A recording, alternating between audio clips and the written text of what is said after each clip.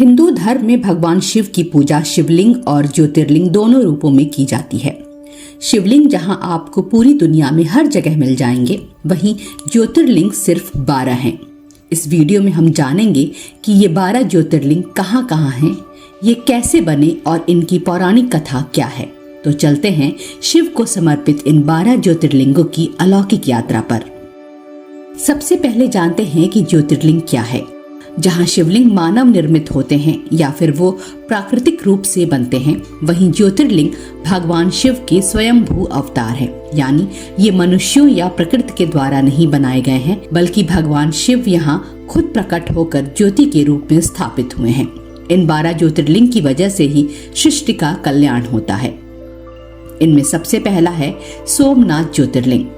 ये गुजरात के सौराष्ट्र क्षेत्र में है। ऐसी मान्यता है कि यहाँ पर भगवान शिव साक्षात वास करते हैं। ऋग्वेद के अनुसार इस मंदिर का निर्माण खुद चंद्रदेव ने किया था। शिव पुराण की कथा के अनुसार चंद्रदेव ने दक्ष प्रजापति की 27 कन्याओं से विवाह किया था, लेकिन अपनी सारी पत्नियों में से वो सिर्फ रोहिणी को अधिक प्यार और सम्मान देते थे। अपनी बाकी कन्याओं के साथ अन्याय होता देख क्रोध में आकर दक्ष ने चंद्रदेव को शाप दे दिया कि उनका प्रकाश दिन प्रतिदिन कम होता जाएगा। इस शाप की वजह से वो बहुत दुखी रहने लगे। आखिरकार ब्रह्मा जी की सलाह पर उन्होंने यहाँ सरस्वती नदी के तट पर भगवान शिव की कठोर तपस्या की। चंद्रदेव की तपस्या से प्रसन्न होकर शिव जी प्रकट हुए और उनके शाप को खत्म किया। इसके बाद चंद्रदेव ने शंकर भगवान से यहीं ज्योतिर्लिंग के रूप में विराजमान रहने की प्रार्थना की। उनकी प्रार्थना पूरा करते हुए शिव जी यहाँ हमेशा के लिए स्थापित हो गए। चंद्रदेव को सोम भी कहा जाता है और उन्होंने शिव जी को अपना नाथ मानकर तपस्या की थी, जिसकी वजह से इस ज्योतिर्लिंग का नाम सोमनाथ पड़ा। दूसरा है श्री मल्लिकार्जुन ज्योतिर्लिंग। ये ज्योतिर्लिंग आंध्र प्रदेश में कृष्ण नदी के तट पर श्री शैल पर्वत पर है। इसे दक्षिण का कैलाश भी कहा जाता है। शिव पुराण और पद्म पुराण में इस ज्योतिर्लिंग की महिमा विस्तार से बताई गई है। इस ज्योतिर्लिंग से जुड़ी पौराणिक कथा है कि एक बार शंकर भगवान के दोनों पुत्र गणेश जी और कार्तिकेय पहले विवाह करने के लिए आपस में झगड़ने लगे। शिव पार्वती ने अपने पुत्रों से कहा कि आप दोनों में से जो भी इस संसार की परिक्रमा करके पहले लौट आएगा, हम उसका विवाह पहले कराएंगे। शिव जी की शर्त सुनते ही कार्तिकेय स्वामी अपने वाहन मोर पर बैठकर तुरंत उड़ गए, जबकि भारी शरीर और चूहे की सवारी वाले गणेश जी के लिए ये काम मुश्किल था। लेकिन गणेश जी बुद्धि के स्वामी हैं। उन्होंने एक आसन पर अपने माता पिता को बिठाकर उनकी 7 बार परिक्रमा कर ली। गणेश जी ने शिव पार्वती से कहा कि मेरे लिए तो आप दोनों ही मेरा पूरा संसार हैं।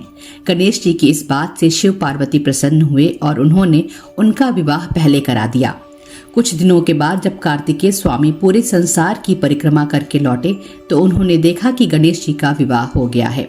ये देखकर वो बहुत क्रोधित हुए और कैलाश पर्वत छोड़कर क्रौंच पर्वत पर चले गए।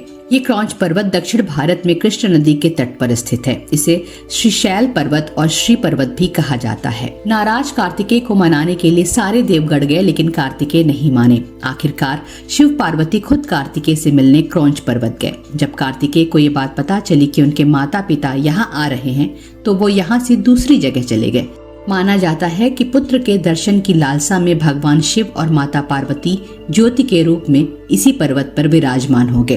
तभी से ये शिवलिंग मल्लिकार्जुन ज्योतिर्लिंग के नाम से विख्यात हुआ, जिसमें मल्लिका का अर्थ है पार्वती और अर्जुन का अर्थ है शिव। ये भी मान्यता है कि आज भी हर अमावस्या पर शिव जी और पूर्णिमा पर माँ पार्वती कार्तिकेय से मिलने श्री पर्वत पर आती हैं। 12 ज्योतिर्लिंगों में महाकालेश्वर ज्योतिर्लिंग तीसरे नंबर पर है। ये मध्य प्रदेश के उज्जैन शहर में है। प्राचीन काल में इसे अवंती भी कहा जाता था। शिव पुराण में महाकालेश्वर ज्योतिर्लिंग की महिमा के बारे में बताया गया है। पौराणिक कथा है कि उज्जैन के राजा चंद्रसेन भगवान शिव के परम भक्त थे। उनकी प्रजा भी भगवान शिव की पूजा करती थी। एक बार पड़ोसी राज्य से राजा रिपुदमन ने दूषण नाम के राक्षस की मदद से चंद्रसेन के राज्य पर आक्रमण कर दिया। इस दौरान दूषण राक्षस ने प्रजा पर बहुत अत्याचार किए। तब यहाँ के ब्राह्मणों ने भगवान शिव से विनती की कि वो आकर इस राक्षस से उनकी रक्षा करें। भगवान शिव ने दूषण को कई चेतावनी दी, लेकिन वो नहीं माना। आखिरकार शिव यहाँ धरती फाड़कर महाकाल के रूप में प्रकट हुए। शिव ने अपनी हुंकार से राक्षस को भस्म कर दिया।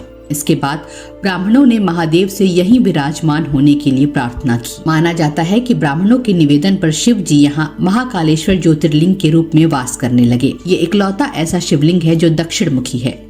चौथा है श्री ओंकारेश्वर ज्योतिर्लिंग। ये ज्योतिर्लिंग मध्य प्रदेश के खंडवा जिले में है। ये ज्योतिर्लिंग नर्मदा नदी के किनारे ओम के आकार वाले पहाड़ पर है। यहाँ से जुड़ी पौराणिक कथा के अनुसार राजा मंधाता ने यहाँ नर्मदा किनारे इस पर्वत पर घोर तपस्या कर भगवान शिव को प्रसन्न किया था। शिव जी के प्रकट होने पर उन्होंने उनसे यही निवास करने का वरदान मांग लिया।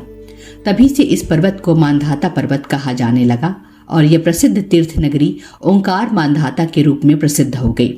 इस ज्योतिर्लिंग के 2 स्वरूप है, एक ओंकारेश्वर और दूसरा ममलेश्वर। ममलेश्वर ज्योतिर्लिंग ओंकारेश्वर ज्योतिर्लिंग के ठीक सामने है। यहाँ की सबसे बड़ी मान्यता ये है कि भगवान भोलेनाथ तीनों लोक का भ्रमण करके हर दिन इसी मंदिर में रात को सोने के लिए आते हैं। 5वां है केदारनाथ ज्योतिर्लिंग। केदारनाथ ज्योतिर्लिंग को श्री केदारेश्वर ज्योतिर्लिंग भी कहा जाता है। ये उत्तराखंड में हिमालय की केदार नामक चोटी पर है। केदारनाथ मंदिर 12 ज्योतिर्लिंग में से एक होने के साथ साथ 4 धाम और 5 केदार में से भी एक है। सर्दियों में खराब मौसम की वजह से ये मंदिर अप्रैल से नवंबर माह के बीच सिर्फ 6 महीने के लिए ही दर्शन के लिए खुलता है। इस मंदिर का निर्माण पांडवों के पौत्र महाराजा जन्मेजय ने कराया था।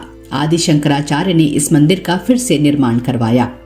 इससे जुड़ी पौराणिक कथा है कि महाभारत युद्ध में विजयी होने के बाद पांडव अपने कौरव भाइयों की हत्या के पाप से मुक्ति पाना चाहते थे। इसके लिए उन्हें भगवान शंकर का आशीर्वाद चाहिए था, लेकिन शंकर भगवान उन लोगों से नाराज थे। भगवान शंकर के दर्शन के लिए पांडव काशी गए, पर वो उन्हें वहां भी नहीं मिले। शंकर भगवान को ढूंढते हुए पांडव हिमालय तक आ पहुंचे। भोलेनाथ पांडवों को दर्शन नहीं देना चाहते थे, इसलिए वो वहां से भी अंतर्ध्यान होकर केदार में जा बसे।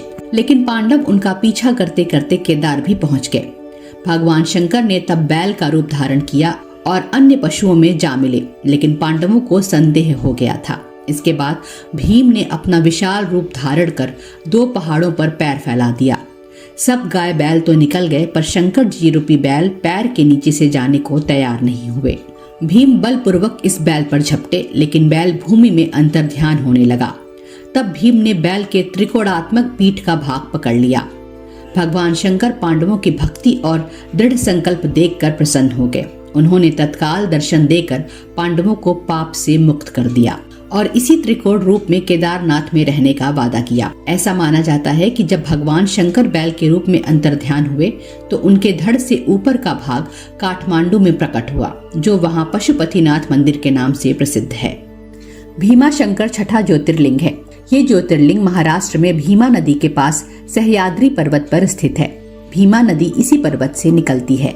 शिव पुराण के अनुसार इस ज्योतिर्लिंग की कहानी रावण के भाई कुंभकर्ण के बेटे भीमा से जुड़ी है। कुंभकर्ण के पुत्र भीमा का जन्म अपने पिता की मृत्यु के बाद हुआ था। जब भीमा बड़ा हुआ तो उसे इस बात का पता चला कि उसके पिता का वध भगवान राम ने किया है। बदले की भावना में वो जलने लगा और अपने पिता की हत्या का बदला लेने का प्रण किया। उसे पता था कि राम से युद्ध कर जीतना आसान नहीं है, इसलिए उसने 1000 वर्ष तक कठोर तपस्या की और ब्रह्मा जी को प्रसन्न किया। उसकी तपस्या से प्रसन्न होकर ब्रह्मा जी ने उसे लोक विजयी होने का वरदान दिया। इसके बाद भीमा अपनी असुर शक्तियों से लोगों को पीड़ित करने लगा। वो किसी को भी कोई धार्मिक काम नहीं करने देता था। उसके अत्याचार से सिर्फ मानव ही नहीं बल्कि देवता भी त्रस्त हो गए थे। आखिरकार देवताओं ने भगवान शिव से मदद की गुहार की। महादेव ने खुद भीमा का संहार करने का निर्णय किया। शिव जी ने जिस स्थान पर भीमा का वध किया वो देवताओं के लिए पूजनीय बन गया। देवताओं ने भगवान शिव से उसी स्थान पर रहने की प्रार्थना की। देवताओं की बात मानते हुए शंकर भगवान उसी स्थान पर ज्योतिर्लिंग के रूप में प्रकट हुए। तभी से स्थान को भीमा शंकर के नाम से जाना जाता है। 7वां ज्योतिर्लिंग है काशी विश्वनाथ ज्योतिर्लिंग। इसे विश्वेश्वर ज्योतिर्लिंग भी कहा जाता है, जो उत्तर प्रदेश के वाराणसी में स्थित है। ये पवित्र नदी गंगा के तट पर है। ये शहर बनारस और काशी के नाम से भी जाना जाता है। ये भारत के सबसे पवित्र और प्राचीन शहरों में से एक है। ऐसा कहा जाता है कि ये पहला ऐसा ज्योतिर्लिंग है जो पृथ्वी को तोड़कर आकाश तक चमका और अपना वर्चस्व स्थापित किया। शिव को यहाँ विश्वेश्वर के नाम से भी जाना जाता है, जिसका शाब्दिक अर्थ है ब्रह्मांड का शासक। पौराणिक कथा के अनुसार एक बार ब्रह्मा और विष्णु जी में इस बात पर बहस छिड़ी कि त्रिदेवों में सबसे श्रेष्ठ कौन है। समस्या के समाधान के लिए सभी भोलेनाथ के पास पहुँचे। तब उनके कांतिमय शरीर से एक ज्योति कुंज निकली। महादेव ने ब्रह्मा और विष्णु जी से कहा, आप दोनों में से जो भी सबसे पहले इस ज्योति की अंतिम छोर तक पहुंचेगा वही श्रेष्ठ है। इसके बाद ब्रह्मा और विष्णु जी अनंत ज्योति की छोर तक पहुंचने के लिए निकल पड़े। कुछ समय बाद विष्णु जी लौट आए और अपनी हार मानते हुए कहा, हे महादेव, ये ज्योति तो अनंत है, इसका कोई अंत नहीं है।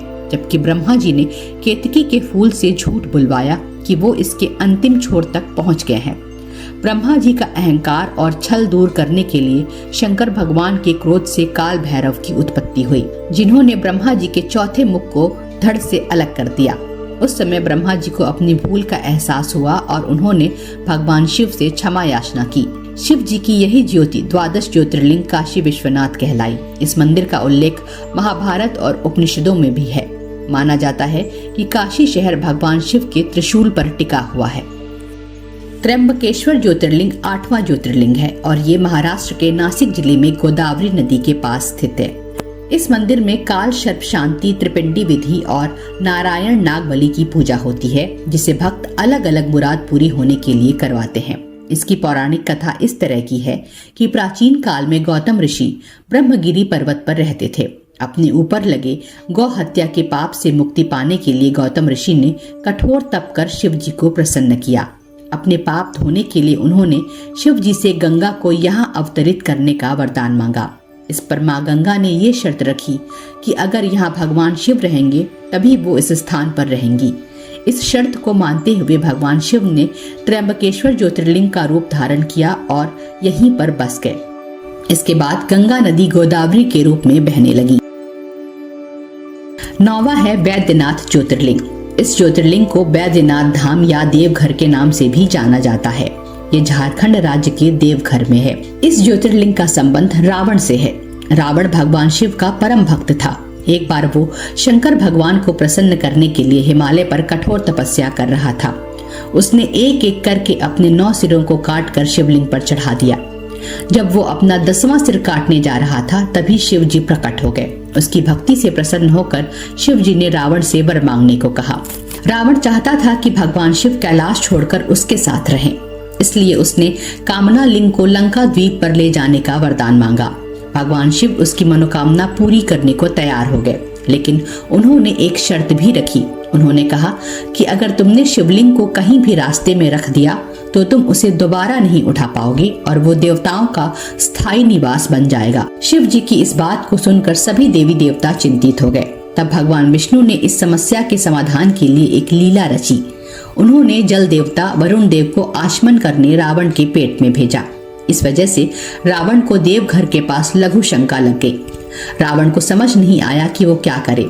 तभी उसे बैज नाम का एक ग्वाला दिखाई दिया। दरअसल ग्वाले के रूप में खुद विष्णु भगवान थे। रावण बैज को शिवलिंग पकड़ाकर लघु शंका करने चला गया। वरुण देव की वजह से रावण को वापस आने में काफी देर हो गई।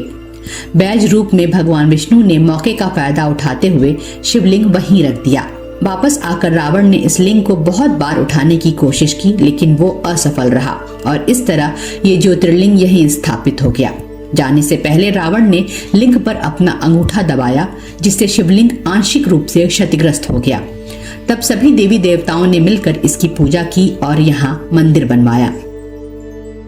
10वां है नागेश्वर ज्योतिर्लिंग, जो सागर तट के पास स्थित है। नागेश्वर का अर्थ है नागों के देवता। इस ज्योतिर्लिंग से जुड़ी पौराणिक कथा है कि एक बार राक्षस कन्या दारुका ने माता पार्वती से वरदान में एक दैवीय वन में जाने की अनुमति मांगी। माता पार्वती ने दारुका को ये वरदान दे दिया। इसके बाद दारुका ने वन जाकर खूब उत्पात मचाया और वहां से देवी देवताओं को हटा दिया। उसने शिव भक्त सुप्रियो को बंदी बना लिया। दारुका के अत्याचार से परेशान होकर सुप्रियो ने भगवान शिव की तपस्या शुरू कर दी। अपनी परम भक्त की रक्षा के लिए भगवान शिव यहाँ दिव्य ज्योति के रूप में एक बिल से प्रकट हुए। उन्होंने सुप्रियो को पाशुपत अस्त्र दिया और दारुका और उसके राक्षसों का वध कर दिया। सुप्रियो ने इस ज्योतिर्लिंग का विधिवत पूजन किया और शिव जी से इसी स्थान पर स्थित होने का आग्रह किया। भगवान शिव अपने भक्त का आग्रह मानकर यहीं विराज गए। इस तरह यहाँ ज्योतिर्लिंग स्वरूप भगवान शिव नागेश्वर कहलाए। 11वां है रामेश्वर ज्योतिर्लिंग, जो तमिलनाडु के रामनाथपुरम जिले में स्थित है। ये तीर्थ हिंदुओं के 4 धामों में से एक है। भारत में उत्तरकाशी की जो मान्यता है वही दक्षिण में रामेश्वरम की है। ये ज्योतिर्लिंग भगवान राम से जुड़ा है। रावण एक ब्राह्मण था, इसलिए रावण का वध करने के बाद श्री राम पर ब्रह्म हत्या का पाप लगा था। अपने प्रायश्चित के लिए उन्होंने यहाँ शिव जी की पूजा की। उन्होंने हनुमान जी को कैलाश से शिवलिंग लाने के लिए भेजा, लेकिन हनुमान जी काफी देर तक वापस नहीं लौटे।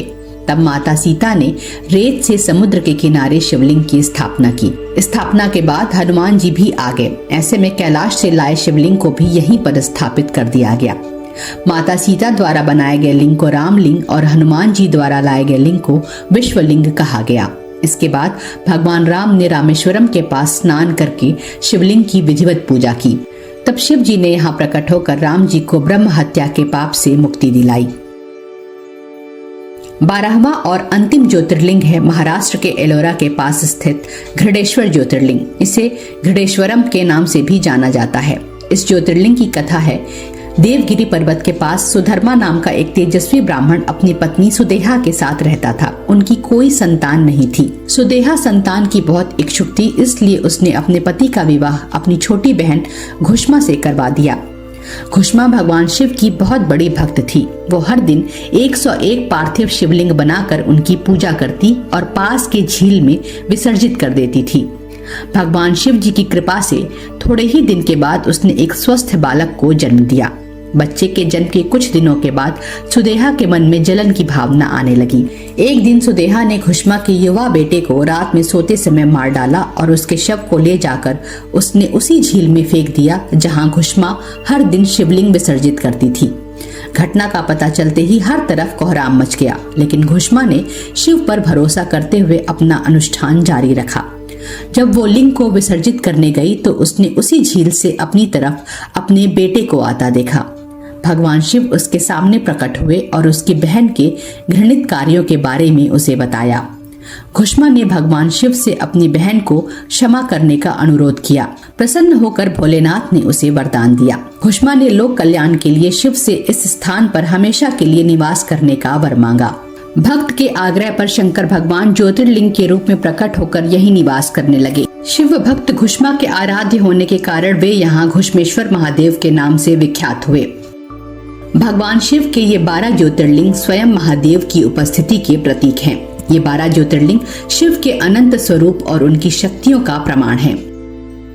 अगर वीडियो अच्छी लगी हो तो इसे लाइक करें, शेयर करें और चैनल को सब्सक्राइब करना न भूलें। अगर आपके मन में कोई प्रश्न या सुझाव है तो हमें कमेंट सेक्शन में जरूर बताएं। हर हर महादेव।